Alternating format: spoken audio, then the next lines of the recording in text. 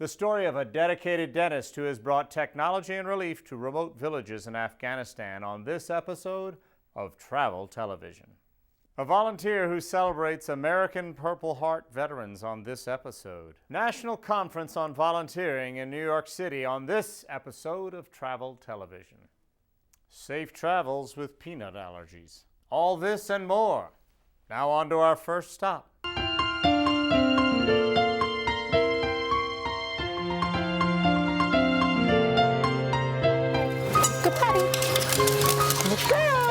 House with a Heart is a place where senior dogs and cats can come and live to the end of their life, being loved and cared for with never fear of being left.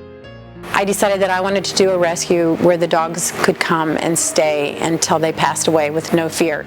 I got the idea because I did rescue for about 30 years and worked really hard to place dogs and cats in really great homes where I thought they'd live all their life.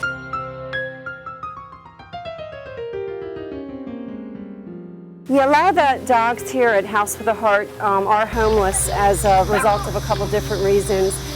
One could be that their owner was older and passed away. Other reasons are that they've been neglected and they're a little bit harder to take care of. And so for one reason or another, at no fault of their own, the dogs have ended up homeless. Once a dog gets to be what we call a senior dog, they're much less active. And it does require a lot of work. Many of the dogs have health issues. Some are blind, some are deaf. They're very loving, but they require much more work than sort of your middle-aged classic dog, which you had to feed twice a day and that was it, and let them out and take them for a walk. These dogs require a lot more hands-on care.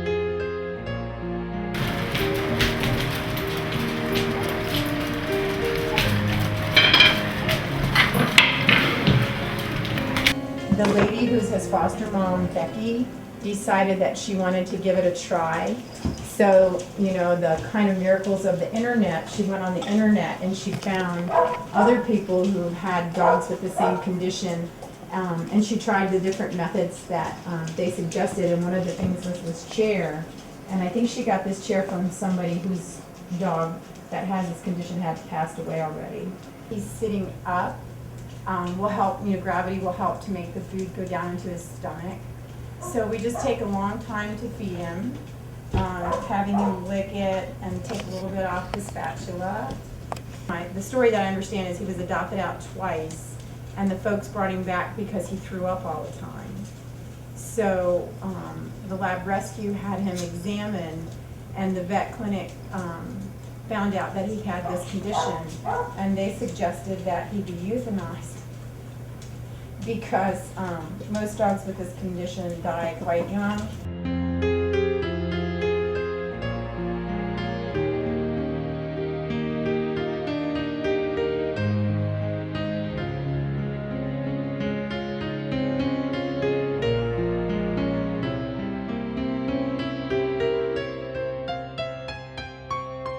The senior dogs you see here are just a few of the many who have been provided sanctuary. Located in Gaithersburg, Maryland, House with a Heart is a unique nonprofit organization, one of only a few of its kind to provide sanctuary to senior pets.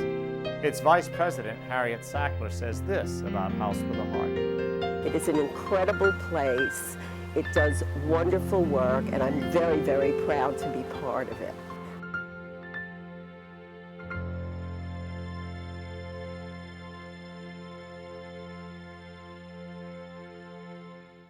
Travel Television presents the story of one volunteer who has galvanized and motivated an entire community to honor the achievements of America's Purple Heart veterans. Each year in Branson, Missouri, Marla Stockinger coordinates a citywide open house welcoming Purple Heart veterans of every generation and their families. Rolling out the red carpet is Marla's specialty as she treats her guests to free shows, parades, meals, tours, and a hearty serving of her own special brand of appreciation and thanks. Last year when I did the event, it was the first time that it had ever been done in the United States, and I didn't know that. We had no idea about the veterans, really, and how how good that they were going to feel giving all this to the veterans. Marlis has put together this event here and organized it, and the volunteers, the shows that we've gone to, the shows that we have attended today, last night, the fishing tournament, everybody has volunteered their services. They have volunteered their homes, more or less, and we appreciate that so greatly. And it means a lot to us veterans to know that, especially the Vietnam era veterans, knowing that people really do care about us. We actually have like 3 or 4 young, I'm talking like in their 20s, that have been wounded, and that's been really special. By the dawn's early light, once so proudly we hailed, at the twilight's last gleaming, whose broad stripes and bright stars through the perilous fight o'er the ramparts we watched were so gallantly streaming, and the rockets' red glare, the bombs bursting in air, gave proof through the night that our flag was still there. Oh, say does that star-spangled banner yet wave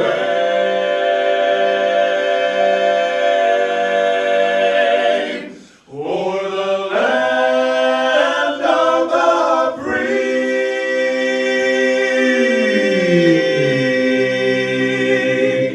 and the home of the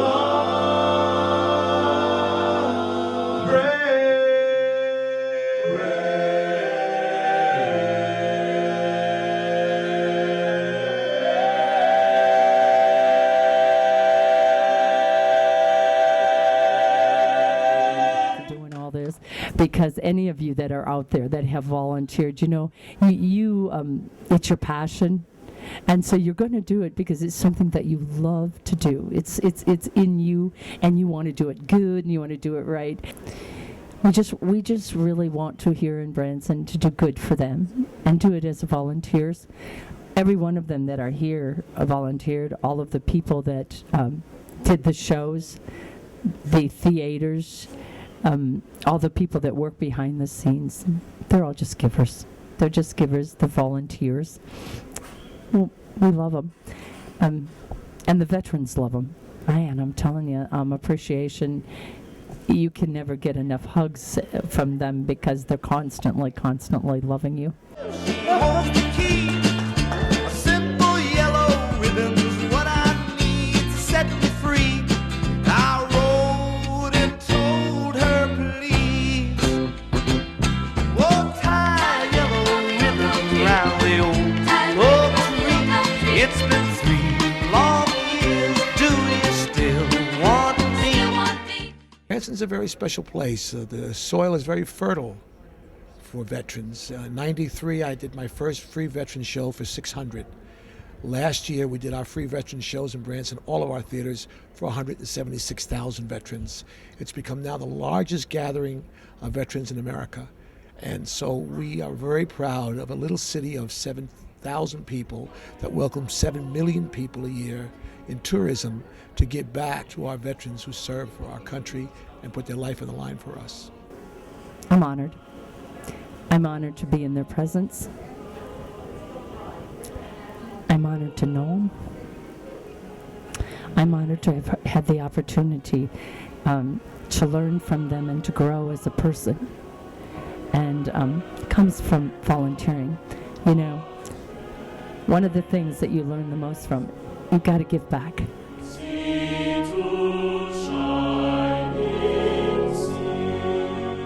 With a theme of It's Up to You, the 2010 National Conference on Volunteering and Service was held in New York City from June 28th to June 30th, 2010. Convened by the Corporation for National and Community Services and the Points of Light Institute, more than 5,000 attendees, including volunteer coordinators, nonprofit professionals, CNCS program staff, and directors, participated in 3 days of seminars and tutorials on the service movement. The focus of the conference was on measuring impact, building and sustaining capacity, and embracing innovation. Several thousand volunteers traveled from around the world to the U.S. to help coordinate sessions, provide directors, and distribute passes and questionnaires to attendees.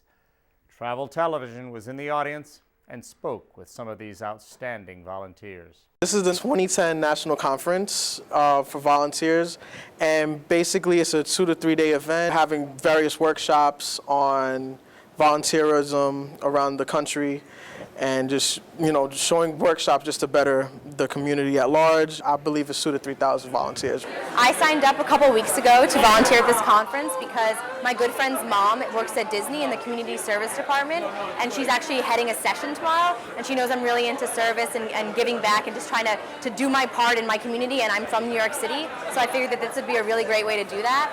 The National Conference for Volunteering and Service is a very important day in reestablishing the goals for national service and volunteering moving forward throughout the year. And so I wanted to be a part of that more actively than just a attendee. And so I wanted to step forward and participate while I was here. I am volunteering with the NYC Service, a service that Mayor Michael Bloomberg has just started back in July of 2009. And what prompted me to come here today, well, basically I've been doing volunteerism my entire life, since mainly during high school and a lot of college because of my fraternal organization that I'm in. And I love volunteerism. So when I heard that the conference was coming to New York City, I said, why not? It was a great chance to network, to see other volunteers, to see other organizations, and see what they're, how they're helping to benefit not only the United States, but the entire world at large. I volunteered on Friday. I was stuffing bags, which was really interesting. I got to meet a lot of really cool people, somebody from Italy actually. And now I'm being a host, I'm answering questions, I'm handing out these official, New York guides, and just doing whatever I can to help out. And tonight there's the Target party, so we're actually going to go down to the South Street Seaport, and we're going to stuff bags for homeless people, like meals. So for me, that's kind of more what I'm interested in doing, because I really love actual service projects. This is just helping out, but that's something that's a little bit more rewarding, so I'm really looking forward to that. I'm assisting with people who are coming out to attend, giving them information, the proper information, so that they can go from session to session, maximize their time, make sure that they're getting the most out of the conference.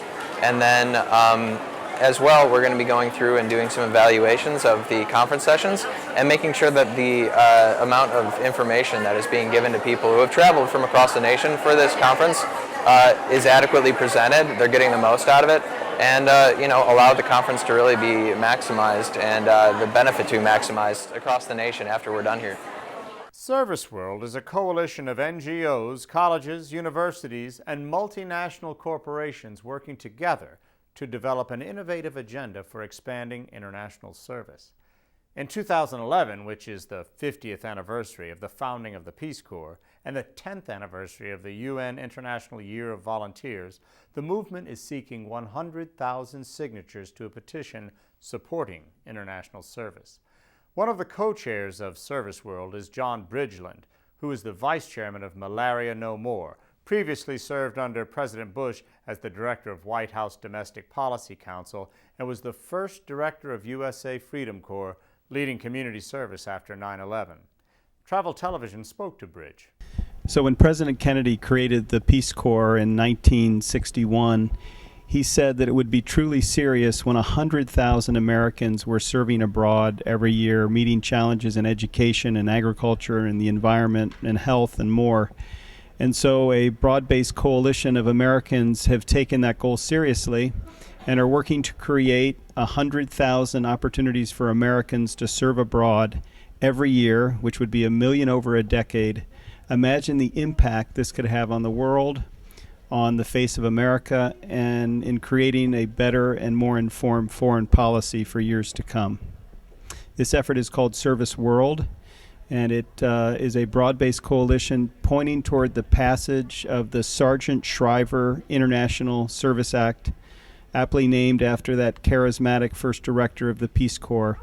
And it will be a combination of a doubling of the Peace Corps to about 15,000 volunteers, expansion of Volunteers for Prosperity, which is mobilizing highly skilled American professionals to work on issues like HIV/AIDS and malaria, to 75,000 Americans for shorter term assignments than the Peace Corps, and then Global Service Fellows, which will be 10,000 volunteers who serve up to 1 year in countries around the world, tapped by their senators and members of Congress to carry out their service missions. 100,000 Americans engaged all over the world with their counterparts, eye to eye, heart to heart, community to community, would radically transform the way in which we trust the world and trust ourselves. The world needs that kind of large international service venture, even more than it did in 1960.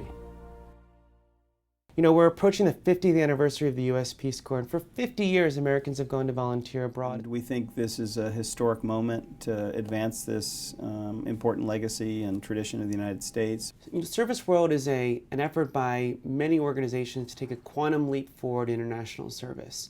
And we feel that international service is an effective way to address critical social issues. In a way that welcomes all nationalities into integrated efforts to fight malaria, to fight diarrheal disease, to fight the absence of education for women and girls, to fight the exclusion of people with disabilities, together. We envision it unfolding this way. One, we want to fulfill the promise of the Peace Corps and follow through on both President George W. Bush and President Obama's commitment to double the Peace Corps. Second, the Global Service Fellowships, which are for shorter term service, that will enable even more people to be able to go on a direct relationship with nonprofit organizations. Also, Service World proposes to expand Volunteers for Prosperity from 34,000 volunteers abroad now to 75,000 volunteers abroad for flexible, short-term volunteering so that professionals can use the skills that they have in confronting challenges abroad. And lastly, just as there is now Fund for Social Innovation for Domestic Service, an international social innovation fund. You know, with the economic challenges in the country, there's tens of thousands of people that would love to spend a year volunteering abroad. That's who we are. That's how we rebuild when times are tough. We can't look to people in need and say, not now. That's not us. If we wait 5, 10 more years to try to build this network and develop the capacity of people around the world to address these issues, we will be too late. I mean, we may be pretty close as it is now. We've been entangled in institutions of war, you might say. It's time to give our heart and our brains and our hands to the institutions of peace. Parents of children with nut allergies need to take special precautions if they're traveling. According to Dr. Sean Cahill, an associate professor of pediatrics at Loyola University, Chicago, the best thing to do is plan ahead. Though you can't plan for everything, being prepared will help you keep your child safe and limit your holiday stress. One of the most important things is to keep your child's hands and surfaces that your child touches as clean as possible. An allergic reaction can occur when children touch a surface that's been exposed to nuts and then places their hands in their mouth. Dr. Cahill offered general travel tips, including packing snacks, which will ensure you have safe food for your child. Make sure you know how restaurant food is prepared. For example, some fast food restaurants cook their food in peanut oil. In case of an emergency, have an EpiPen and antihistamine medications with you at all times. And remember, peanuts are a common airline snack, and aircraft seats often contain traces of nuts. He advised parents to use sanitizing wipes to clean all solid surfaces, including armrests and tray tables. Parents are urged to dress their children in a long-sleeve shirt and long pants to limit the amount of nut residue that comes into contact with their skin. It's also important to remind relatives that if they have eaten a product with nuts, they should wash their hands and brush their teeth before hugging or kissing a child with a nut allergy. Last but not least, remember to bring a note from your doctor so that your EpiPen doesn't cause you trouble with airport security. You can read more about this at the loyolamedicine.org and search Travel Health News. Becoming a citizen diplomat came naturally to Dr. James Rolfe, a dentist from Santa Barbara, California. He was moved by the plight of millions of Afghanis who had no access to dental care. After a 3-week stint volunteering at a remote mountain province orphanage providing treatment to children, Dr. Rolfe came back to the U.S. determined to establish a dental facility in Afghanistan and creating the Afghan Dental Relief Project. The project's mission is to provide free dental care to the Afghan people and train citizens in dental technology. With only one dentist per 250,000 Afghani people, Dr. Rolfe equipped and shipped prefabricated 40-foot shipping containers. These self-contained units arrived in November 2008 and have been used to train people who then provide high-quality dental care to those so desperately in need in Afghanistan. My name is James Rolfe. I'm the president and founder of the Afghanistan Dental Relief Project. I've been invited to Washington, D.C. here to receive an award from the U.S. Center of Citizen Diplomacy of Citizen Diplomat of the Year for 2010. I started a project in Afghanistan to bring dental training and treatment to the Afghan people who are actually dying because of their teeth. I've set up a clinic in Kabul, Afghanistan with 3 dentists and 6 treatment rooms, and we're treating about 20,000 people a year, and we're training dental assistants, dental hygienists, and dental laboratory technicians. We have the only full-service dental laboratory in Afghanistan.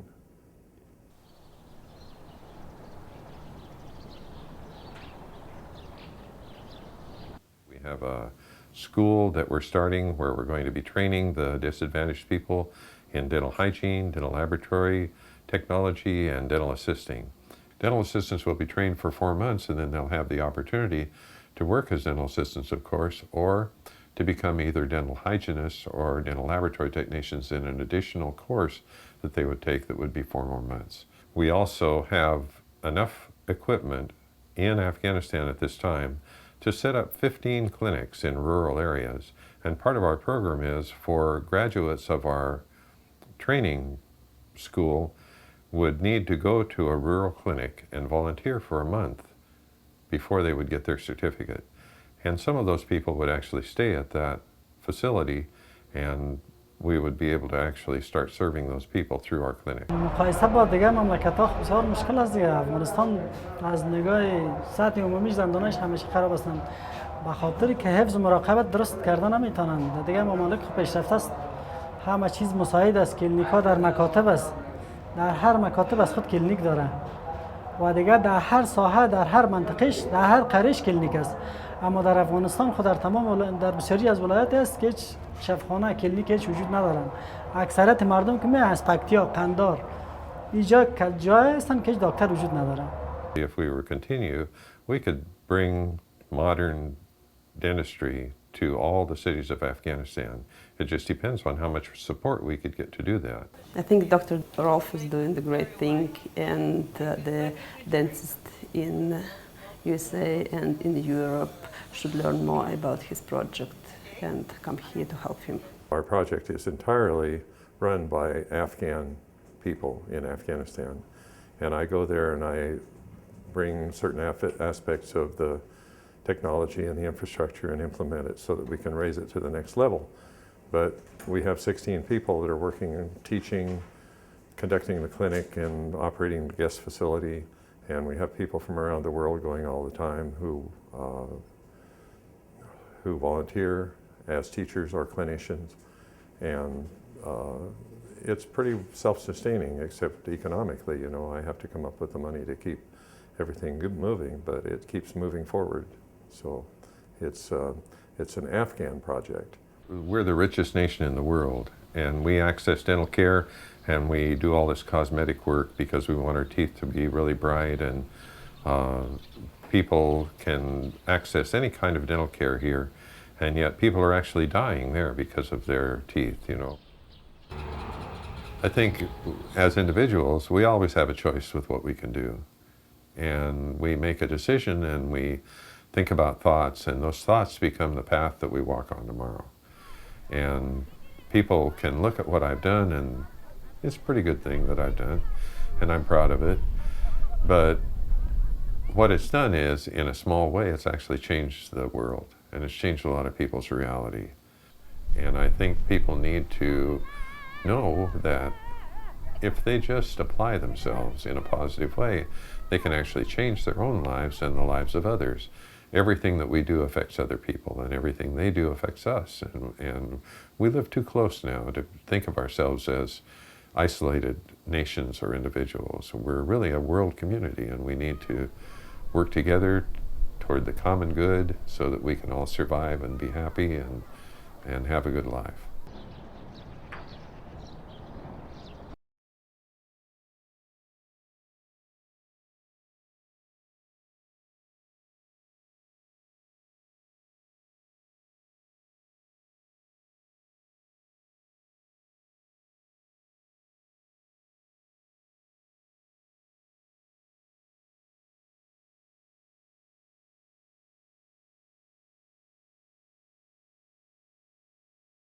House with a Heart is a nonprofit senior dog sanctuary in Laytonsville, Maryland. We are dedicated to providing a loving end-of-life experience to senior dogs and cats. How can you help us? You can help us by volunteering, by supporting us with your donations, and also by using us to board your pets or for doggy daycare. We use the funds that we earn from boarding and doggy daycare to support the sanctuary.